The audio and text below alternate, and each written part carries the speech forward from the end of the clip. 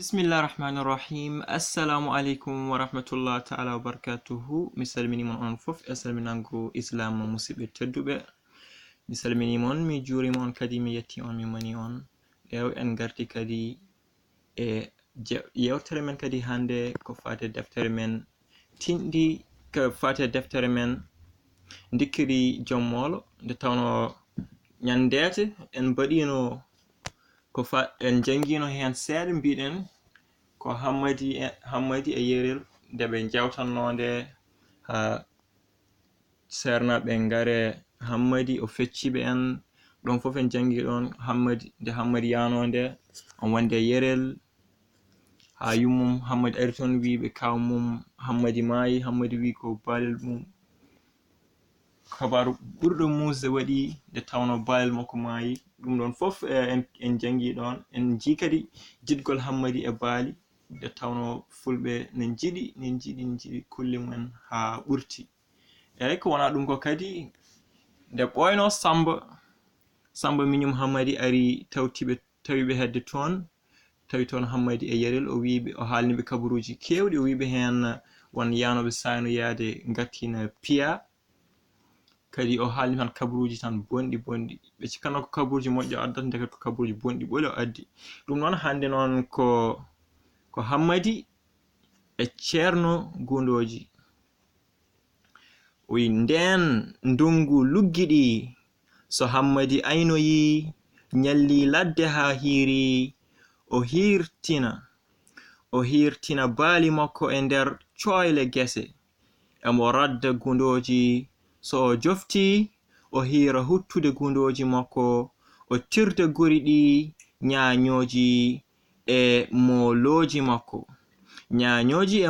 makko e nder nden hitande ceerno Alpha ina rumi ɗon e wuro he ndeka tewu gundo ɓuranimo hunde fof, ɓuranimo hay kurus makko ala ko haali metelol makko ngol.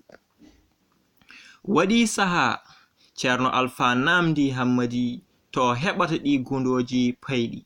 Hammadi wi coyle ɗe fof ina kewi dak gundoji, kikiɗo fof ko ɗon kirtinami baalam mbiɗa wanya gundoji ko tirdumi nyanyojam. Ceerno Alpha wi ngel kullel ngel jiiɗa dey Allah ina waɗi e tew mum sirlu mawɗo. Kala nyamɗo tew maggel ha reedu mum waɗi ɓellere on sumata nyande darga. Kadi ƴiyal gotal ina e gundo so janguɗo ina ngolangal sura mum ɓorata. Ɗum jiida e ko min gollirta ɗum e dabo.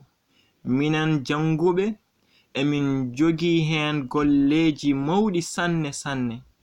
Ko ndi ɗo cuusndi waɗi Allah rumtini ɓerɗe yimɓe e yidde tewu gundo woto ɗi gasde e aduna. Kadi tewu gundo ina dakmi ina dagi. Ango mum tan ceerno joɗi ha hiiri o andi hammadi foti artude e coyle.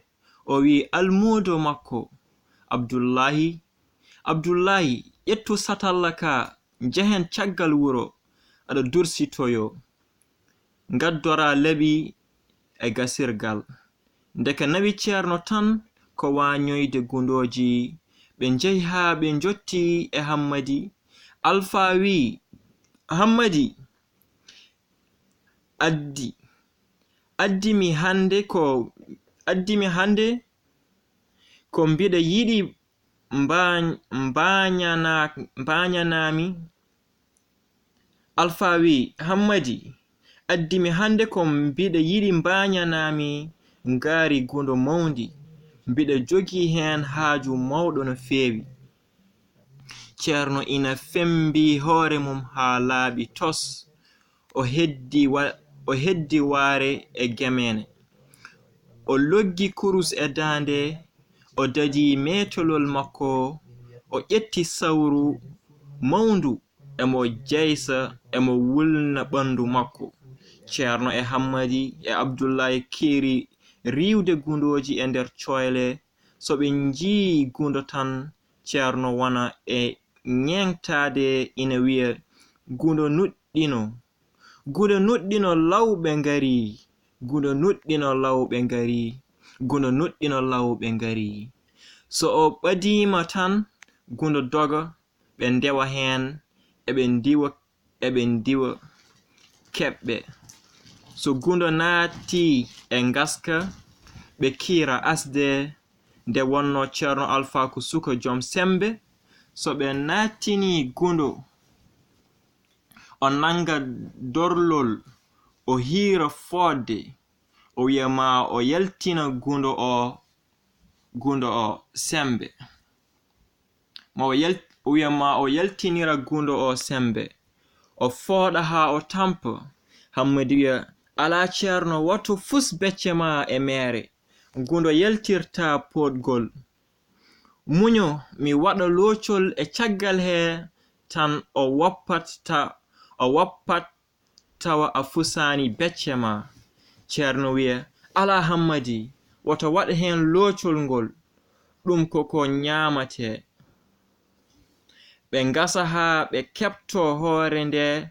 Ceerno o wiya Abdullahi addu aya o e leɓiki ɓado. O turo o jikka gundo o, ɓe momo mbo aya ha o leppa ɓe kirsa. Kono ayeji Ceerno ɗe fof ko ha o suuɗa gite yimɓe e ko o wanyata gundoji ko o daña kadi no ambiri Hammadi e Abdullahi. Nyande fof ɓe mbara gundoji ɗiɗi tati. Ceerno ina dimba hoore, ina dirmo, ina moyta waare, ina yetta joomum. O wiya hande kadi fayande warnya ha jala baade. Ɓe ngona toon ha futuro ɓenna, taw mawɓe ina padi Ceerno to juulirde. Wonti kikiiɗa fof mawɓe juulirde njiyata Ceerno, wana takkosan wana futuro, tawa on ina radda gundoji nder coyle gese. So Ceerno jofti hira defde gundoji mum, ina yuppa hen ayeje mum, wiya woni ko e safrade ni tan Ceerno woniri. Wana mawɓe ina njulne, wana Abdullahi ina jangine saka dursito. Ha waɗi saha ɓe kirndoyi raddo, ɓe natni gundo e ngaska, ɓe ngoni e asde, ndeke soore ina e nder ngaska he. Eɓe ngasa. Ceerno ina foti dadungal mum ha tiiɗi, ina jeysa, ina foflondira juuɗe, ina wulna ɓandu mum, ina fadi ha ɓe kepto hoore nde. O turo o jikka gundo o ɓe kirsa. Hammadi ina asa, Abdullahi ina dari, ina tami laɓi e daha aya. Ceerno wi Hammadi yoni hankadi norol ngol fof feeñi, waɗɗito ha mi jikka mo.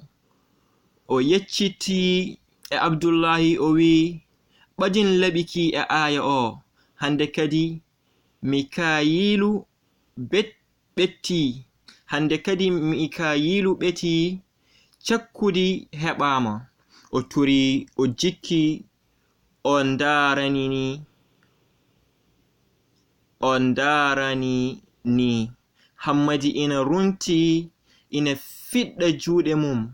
Daga Abdullahi yi ko Ceerno jogi ko, o wi gundo dey ala koyɗe. Hammadi yecciti yi soore nde tan dogi. Abdullahi rewi e makko, ɓe ndaroyi to. Hammadi wi Ceerno amayi ko soore nanguɗa. Ceerno ndari soore nde tan wulli o wi balle kam woppude. Embo ama tan embo wulla. Allah e kulol o ɗeddinde ha nde maayi. O weddinde, o dogi ha o heptiɓe embo signa.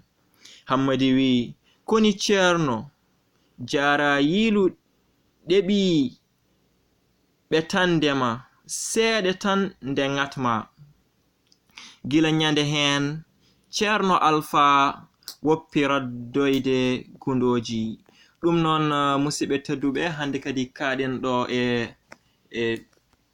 e tindol men Ndikkiri Joom Moolo mo kesse mum kadi kidde mum haalede dum non musibe teddube on jarama kadi taggal nde kettidon tindol ngol fotirno hedirede ni dum non kadi kettodon paamon ko haalte hen ko ngandon kadi ina wodi nafoore ha heewi dum non assalamu alaikum wa rahmatullahi ta'ala wa barakatuh